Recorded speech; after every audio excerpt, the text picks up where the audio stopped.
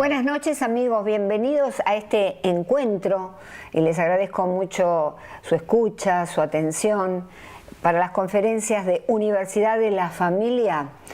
Ahora sí, la imaginación crea inclinaciones, desacordes con la naturaleza, nos dice Immanuel Kant. Desacordes con la naturaleza humana, desacordes con el instinto. Los animales están guiados por el instinto, pero nosotros tenemos esta complejidad mental que nos lleva a la imaginación y, como decía Einstein, la imaginación nos lleva a todos lados. Y esto es verdad, nos ha llevado a las grandes creaciones humanas, nos ha llevado a las grandes tecnologías, ¿verdad? Implica el progreso y desarrollo, pero atención, tenemos que poner un caveat ahí y ver también el lado negativo que puedan tener estas tecnologías. Por lo tanto, hoy nos preguntamos, ¿las relaciones románticas en Internet funcionan? Y ahora nos vamos a ver una serie de estadísticas que realmente nos van a sorprender. Ustedes saben que desde la irrupción de Match.com en 1997 implicó esto una especie de revolución sentimental, un nuevo paradigma, un nuevo modelo de relaciones humanas de pareja. Implicó realmente un fenómeno sociológico que vale la pena estudiar. De modo que a partir de 1997, en la irrupción de Match.com, como les decía, 230 millones de usuarios utilizan estas aplicaciones para conocerse, tener relaciones casuales, sexuales o también para encontrar pareja. Se calcula, atención, que para el 2040 1 de cada 10 relaciones románticas se conformaría a través de Internet. Los mayores de 56 años serían los usuarios más frecuentes. Stanford University también hizo sus investigaciones, sus estadísticas, y nos dice que el 2% de las personas utilizaban estas aplicaciones de citas en 1998, pero ascendió rápidamente al 20% en el 2008. Y cerca del 50% de las personas entrevistadas, digamos, en el año 2017. El estudio fue hecho por 3 investigadores destacados, salió en el 2023, How Couples Meet and Stay Together. Y es un estudio entre el 2017 y el 2022 que, por supuesto, fue durante la pandemia la eclosión absoluta de las tecnologías. Ahí tienen el link por si quieren consultar. Nos preguntamos ahora cuántas parejas permanecen casadas, que se conocieron en estos portales de citas. ¿Hay menos divorcios? Y fíjese que The National Academy of Science, es decir, la Academia Nacional de Ciencias de los Estados Unidos, nos dice que luego de entrevistar a 19.131 encuestados, personas usuarios de eHarmony, entre 2005 y 2012, nos dice que las posibilidades de divorcio son menores en estas personas, y el 35% de matrimonios comienzan online. Ahora bien, estamos hablando de 2005 a 2012. Recordemos que entre el 2009, 2007 y 2010 surgieron Facebook, surgió Instagram, ¿verdad? Quiere decir, todo esto en donde se aplica los teléfonos celulares con cámara, donde se comienza a introducir en el diálogo de 2 personas que se conocen una cámara. Algunas personas encuentran que estos portales de citas románticos han sido realmente importantes porque han derribado las barreras territoriales, las barreras culturales, porque hay parejas que, como todos sabemos, mantienen relaciones a distancia a través de estos medios y se conocen a lo mejor después de 2, 3, 4 años de mantener esta relación a distancia. Pero otros piensan que en realidad significó nada más y nada menos que la pantallización del sexo. La pantallización del sexo quiere decir la intimidad expuesta.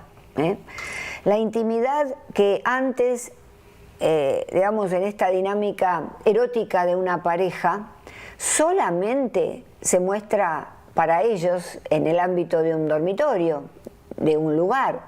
En cambio, ahora estos ir y venir o interacciones de carácter eróticas se pueden hacer a través de las pantallas, con los riesgos que también eso implica.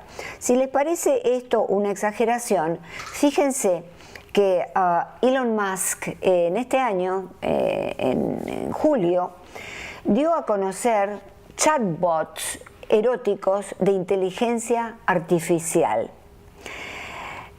Tienen interacciones sexuales explícitas con el usuario y se denominan Annie y Valentine o Valentín en un estilo anime que ahí les voy a mostrar. Por ejemplo, esta es Annie y este es Valentine, ¿verdad? Ahora pasamos a los chats de videojuegos. Los chats de videojuegos han sido siempre también un medio de conocerse, un medio para encontrar el amor y nos preguntamos si esto es así. En Argentina, Florencia y Nicolás, que los vemos allí, imágenes extraídas de un video, de una entrevista que les hicieron, se conocieron en el 2009 a distancia a través de un chat de videojuegos. Vale decir que en un grupo comenzaron a jugar y a través de las decisiones que tomaban con los personajes del videojuego empezaron a encontrar afinidades. 2 años después de mantener una relación exhaustiva, porque a veces estaban 24 horas conectados, ella confiesa haber ido a la universidad sin dormir a las 6 de la mañana, es decir, que era realmente intenso, febril. Se conocieron, se casaron y hasta el 2019 ya no hay noticia de ellos, permanecían casados con 2 niños. Qué lejos estamos, ¿verdad?, de los buzones y de los teléfonos fijos. Ahí tenemos el buzón rojo de la esquina en Londres, que todavía funciona, pero que es casi una reliquia del pasado. Y el buzón de Buenos Aires, pobrecito, un poco maltrecho ya, que todavía realmente, además de ser un ícono de Buenos Aires, funciona. Y el teléfono de línea. Fíjese que nosotros decimos que están lejos los buzones y los teléfonos fijos, pero nos damos cuenta que no es así. Nos damos cuenta que hay un movimiento retro, algo para ir hacia atrás y volver a recuperar estas reliquias del pasado. Fíjese los ejemplos de estos movimientos retro, ¿verdad? En donde las reliquias del pasado se renuevan. Acá tenemos un grupo de vecinos de Buenos Aires, fíjese, escuchen el video. Son jóvenes que a veces son ayudados por chicos directamente, pero ni unos ni otros usaron jamás un buzón. Nunca le pusieron una carta, pero sin embargo los arreglan, los pintan, los cuidan. Forman parte de una organización que tiene la romántica tarea de rescatar, de mantener vivo a uno de los íconos de Buenos Aires, el buzón de la esquina. Y entonces estos movimientos surgen también en varias ciudades. Ciertas sociedades regresan al buzón. Vemos ahí cartas en papel amarillo y también un buzón. ¿En dónde? En una ciudad de Japón que se llama Miyazaki. Miyazaki comenzó un proyecto comunitario, Cartas de Amor, que en Japón se denomina koibumi. De 500 personas se propuso a la comunidad este medio, es decir, conocerse a través de cartas de amor, en lugar de conocerse a través de una aplicación de citas. De 500 personas el 60% se animó, 60% mujeres y 40% hombres. Vale decir que esto se viene con todo. ¿Por qué? Porque cuando uno llega a un extremo, y estamos llegando a un extremo de liviandad en las relaciones humanas, particularmente comunicacionales, tendemos a rebotar y volver al otro extremo. ¿A qué no se permiten fotos? Fíjense qué interesante, porque claro, lo que primero hay que evaluar al conocerse es la sustancia de la persona. Son los gustos, los principios, los valores, si los tiene o no los tiene, la religión, si la tiene o no la tiene. ¿Cómo coincide esa persona con nosotros? Entonces, por medio de la correspondencia epistolar, de las cartas, esto es lo que se logra. ¿Por qué? Porque las fotos, cuando surgen las fotos, es todo, digamos, un careteo, como decimos en Argentina, esto de mostrar la cara, el cuerpo con filtros, agrandar el busto, la cintura, achicarla, las mujeres, los filtros en la cara, que resultan en una gran decepción cuando se conocen en persona, ¿verdad? ¿Por qué? Porque además no tenemos mucha sustancia detrás. No tenemos mucho conocimiento de esa persona.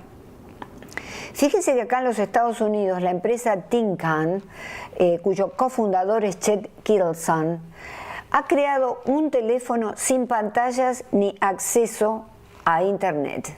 Y esto es muy interesante porque son teléfonos para los niños, y lo vemos aquí.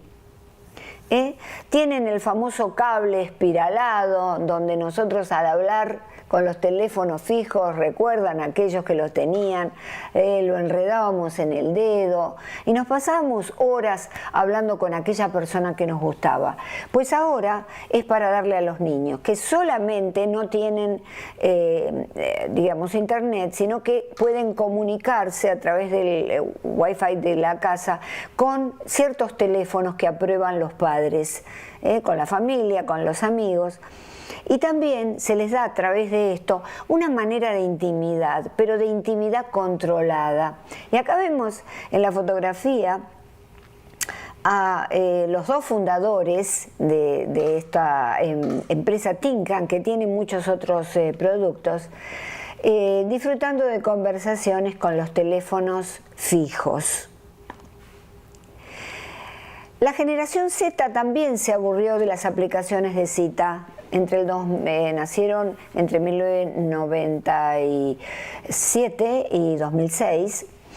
Se aburrió de estas citas y fíjese que hay una encuesta en Forbes revela que el 75% de la generación Z siente fatiga tras usar Tinder, Hinge y Bumble. Y entonces prefieren conexiones en persona para evaluar si hay química. Qué cosa interesante esto, porque a veces una persona puede interesarnos porque sus valores, todos sus principios, su estilo de vida es igual al nuestro, pero resulta que no hay química. Qué importante eso. ¿Cuáles son las alternativas?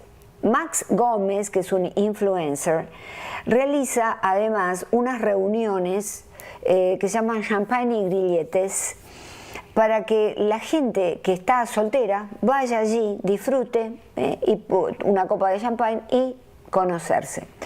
La Maison Louis Radot, que es una marca de vinos, también promueve reuniones en bares con una copa de vino, ¿no? Pareciera siempre que el alcohol es un mediador de todas estas relaciones, o para que sean un poco más exitosas. Ahora vamos a las alertas y críticas psicológicas. Esto es muy importante. Hay un desgaste emocional por rechazos constantes. ¿Qué quiere decir esto? Las personas que no encuentran el match adecuado, que no encuentran su pareja, pues entonces van por un camino descendente en donde son rechazados o rechazan inclusive, y eso provoca desgaste emocional.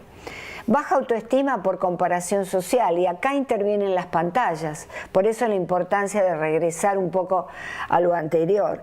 Las pantallas, con esa especie de postureo, de las posturas que hay que tener y los filtros en la cara, demuelen la autoestima, y estos son estudios que están llevados a cabo en universidades en Estados Unidos, particularmente de los adolescentes. Ustedes me dirán, ¿adolescentes de qué edad? Bueno, de 13 a 19 y también un poco más arriba. Sabemos que la adolescencia termina más allá de los 27 años. Y de esto hay un video también aquí en mi canal de YouTube. Entonces esa comparación demuele la autoestima, particularmente de los jóvenes. Hay una idealización y expectativas no realistas. Esto no es real. Debido al mundo en el que vivimos, a esta posmodernidad, se espera en las mujeres de pronto el príncipe azul, rubio de ojos celestes, y además que tenga mucho dinero y que tenga un buen auto. No son expectativas realistas. Hay una despersonalización y conexión superficial, porque nos conectamos a través de la imagen, porque ahora la imagen está en primer plano y dejó de lado, recuerdan la conferencia anterior, y dejó de lado la expresión escrita o la expresión oral. Eso ya está como derivado al olvido. Hay un riesgo de adicciones a las recompensas intermitentes. ¿Qué son recompensas intermitentes? Bueno, cuando alguien a uno le hace match y uno se pone contento, a lo mejor al final del día hay otro match y uno está feliz, pero resulta que no era lo que la persona esperaba, y entonces al otro día y al siguiente no hay match, y de ahí que comienza la persona a hacerse adicta a la espera de esas recompensas intermitentes, justamente, que un día son y otro día no son. Generan ansiedad y depresión, uso compulsivo similar a ludopatía. Claro, porque yo necesito encontrar pareja y pareciera que esto es el único medio, y entonces estoy todo el tiempo, todos los días, muchas horas. Y esto es similar, lo que genera en el cerebro, a la adicción al juego, la ludopatía. Hay menor capacidad para las relaciones presenciales, porque el postureo y el careteo que hablábamos antes es lo que se usa cuando uno está conociéndose en línea. Es distinto a verse realmente presencialmente, y se van perdiendo algunas características necesarias para la conexión humana, persona a persona. Riesgos y críticas sociológicas. De acuerdo con una gran socióloga y profesora, Eva Illich-Lewis, en el 2019, un artículo maravilloso, se produce en estas aplicaciones y consume emocionalidad que circula como un producto básico del mercado. Por lo tanto, nos dice, las emociones se transforman en emodities o en commodities, ¿verdad? El amor se lo ve como un proceso de casting o selección superficial. Hay una selección superficial por lo cómo luce, por algunas cosas, por a lo mejor si tiene el auto atrás de la foto, si tiene un avión, si tiene dinero. El riesgo de comprar imágenes falsas, es lo que decíamos antes. Promueve la venta de la personalidad, la posición social y la imagen también como un producto del mercado. Tenemos que decirlo, en esta época de posmodernidad, todos nos vendemos como un producto.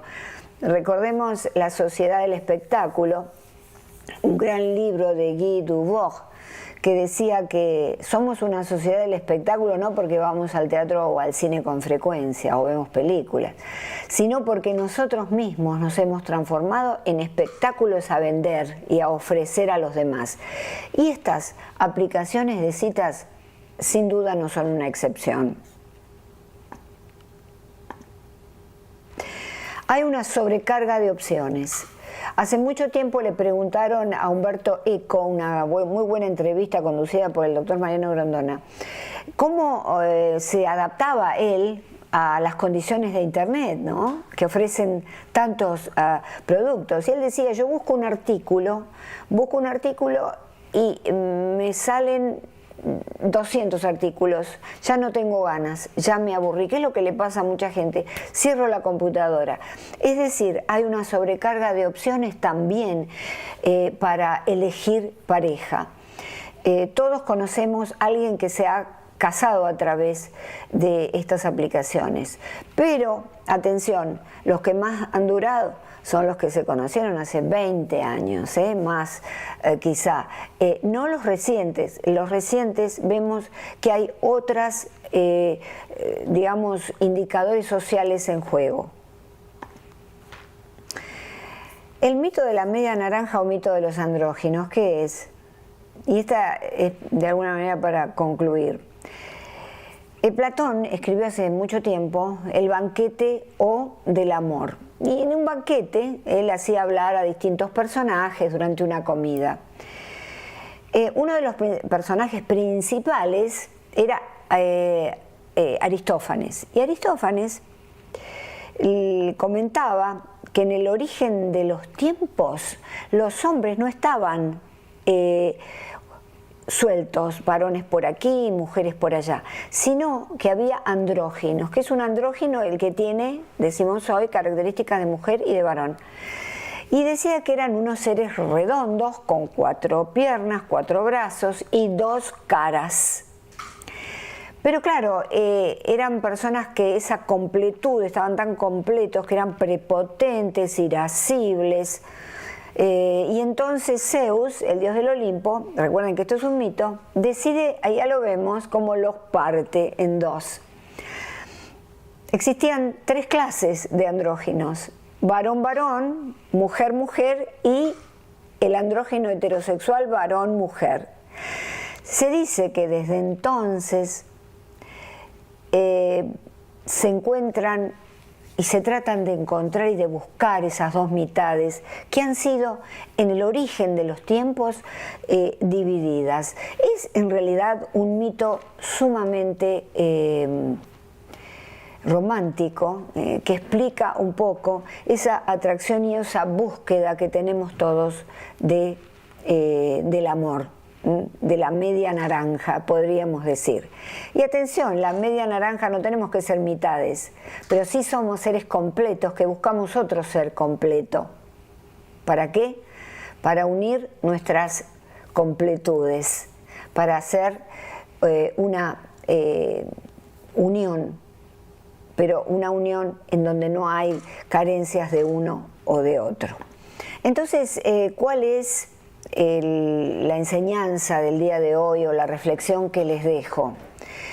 Por supuesto que utilicen estas aplicaciones de citas si a ustedes les gusta, pero recuerden combinarla con las herramientas no tecnológicas, sino las herramientas humanas que tenemos, que desde la prehistoria en adelante nos han llevado a desarrollarnos, a progresar. Recuerden que esta revolución tecnológica lleva apenas 25 años. El resto anterior, nosotros nos comunicábamos de otra manera. Combinemos las herramientas tecnológicas con las herramientas humanas que Dios o la naturaleza nos ha dado. Espero que esta conferencia les haya gustado y los espero en la próxima ocasión para otra charla de Universidad de la Familia. Ahora sí. Hasta entonces, amigos, y muchísimas gracias por su escucha y su atención. Como siempre les digo, cuídense y cuiden a aquellos seres que aman. Hasta entonces.